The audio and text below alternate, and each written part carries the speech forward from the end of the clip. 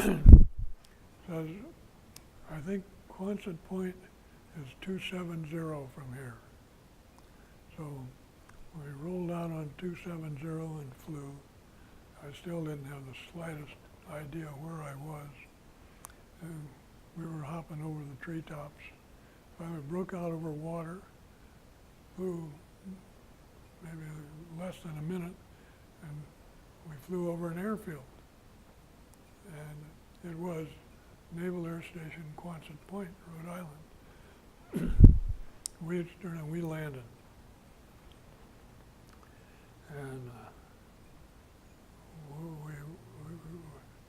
we were all congratulating ourselves that we had cheated death. We thought we weren't sure that what was going to happen. And finally, about 12 of our airplanes found Quonset Point and landed there. We no sooner got out of our airplanes than this black sedan came driving up, and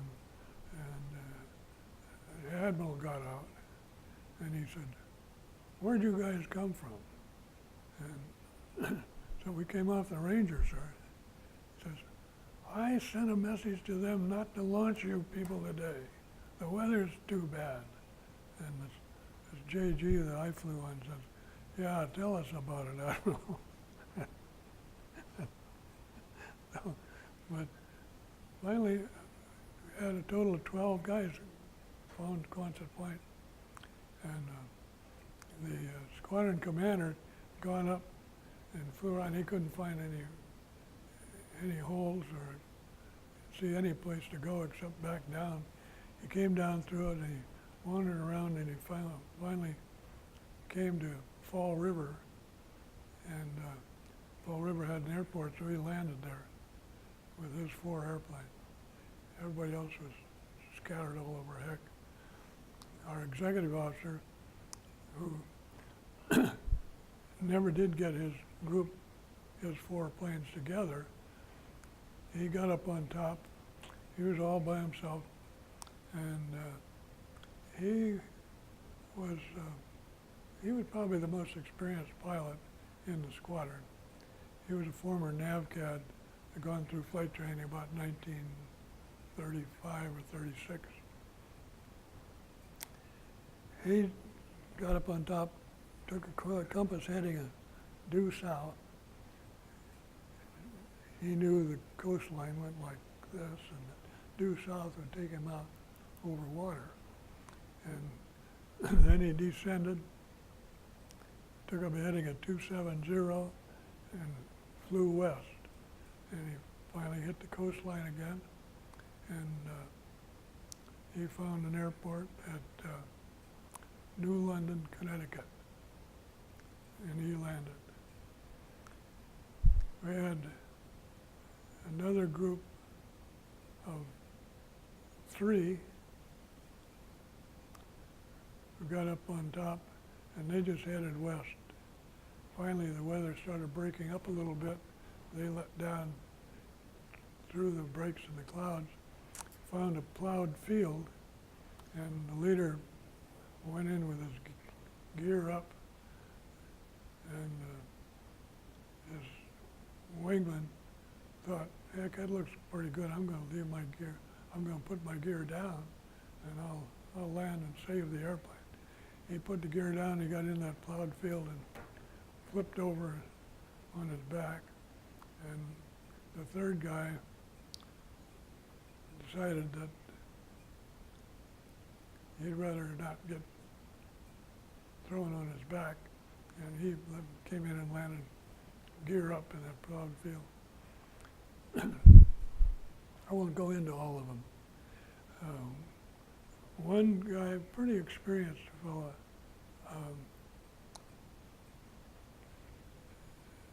got into those clouds, and nobody ever saw him again.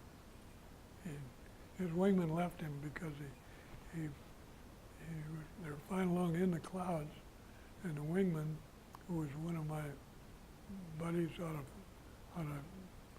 Pensacola, said he felt very uncomfortable. And finally he checked his gauges and all, and he figured out that they were flying upside down this way. And so he knew that wasn't right, so he broke away from this leader, and that's the last anybody ever saw of him, the leader. Disappeared forever. My buddy flew around and he finally found a little airfield about halfway between Providence and Boston and landed there, as did a couple of other people. It was a terrible fiasco. One of our flight leaders, he ended up all by himself, I don't know why, but he was not a very good instrument pilot, obviously, as he was wandering around and didn't know where he was. And the first thing anybody knew was two farmers saw him come out of the clouds, going straight down, and they saw him jump. They estimated the ceiling at 200 feet.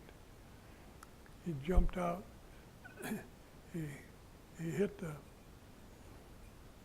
vertical stabilizer of his tail, and that ripped his parachute open. Parachute blossomed, and he landed in a tree, and all he got out of it was a broken leg. The ripcord was still in its packet. And it was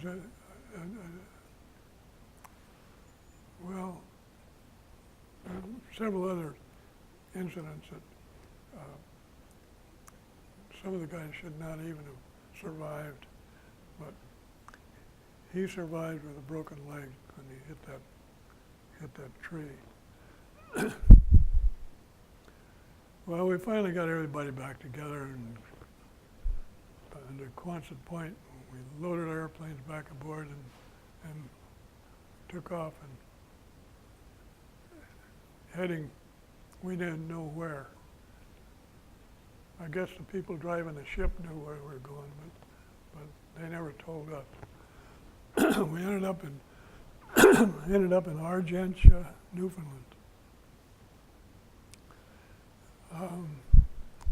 Argentia is kind of a desolate place, as is the rest of Newfoundland. We stayed there for 2 or 3 months, training, shooting gunnery, mostly.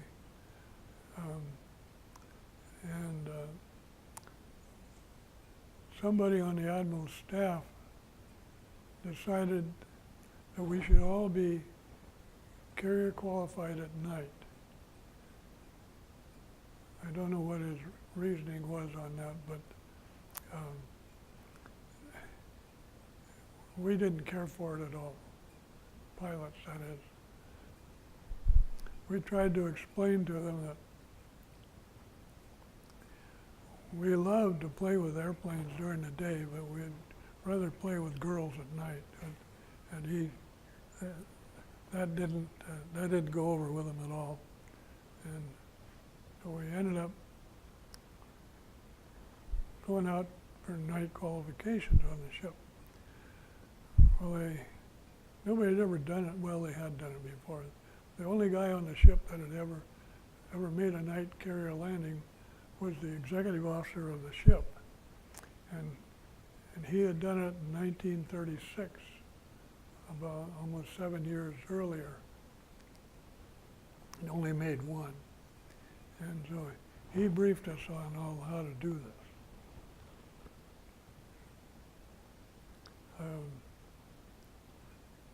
He told us all he knew about it in about 1 minute. And then we were qualified to go.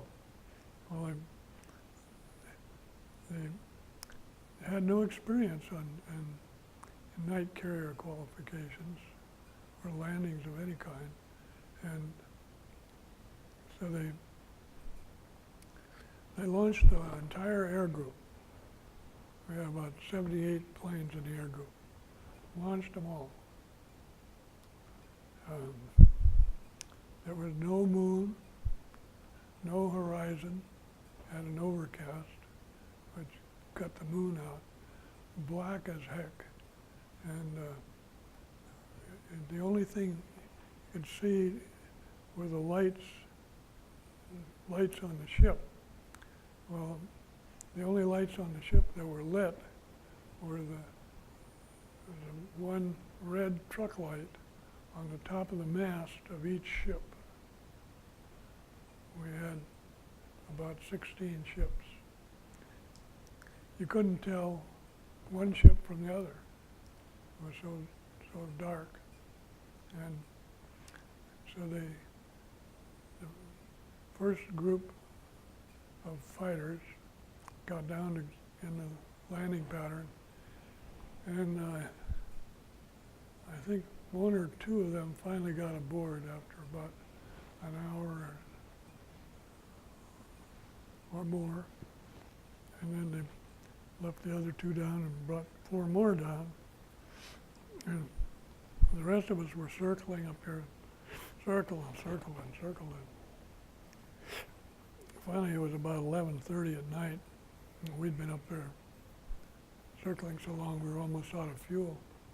And they directed us to fly into Argentia and land, which we did. All the fighters, all the dive bombers, and all the torpedo planes went into Argentia. And next morning we got up out of BOQ and got in an airplane. We flew back out and landed aboard the ship. They told us, got us down in the wardroom again, and proceeded to tell us what a bunch of lousy aviators we were, and that we're going to go out again tonight and do the same thing. And that's just about exactly what we did. We got a couple of planes aboard, and the rest of us went to Argentia. And the next night, same thing. And stupidest maneuver I ever went through in my 30 years in the Navy. Fortunately, we didn't kill anybody. We had a few banged up airplanes, but we didn't kill anybody. And we went back into port after a few nights of this, and I guess they thought better of it because we never went out again for night carrier qualification. Well, we fooled around there in Argentia for 3 or 4 months, and we headed out, and finally we were told we were we were heading east. We were going to Great Britain. We got over there. We went by Iceland and visited there a little bit, but we got to England, and we went into Scapa Flow, which is in the Orkney Islands, right on the north side of Scotland, the Orkneys being part of Scotland. And pulled in there, and we became part of the British Home Fleet. And we worked for a British Admiral, Admiral Sir Bruce Fraser. And we put most of the airplanes ashore on one of the islands that had a little airstrip. Royal Naval Air Station, Hatston. And we stayed there while the ship was in the Scapa Flow. They'd get underway, and we'd fly out and land aboard, and we'd go fool around and do nothing worthwhile. And as far as I was concerned, we were over there, 6, 7, or 8 months, and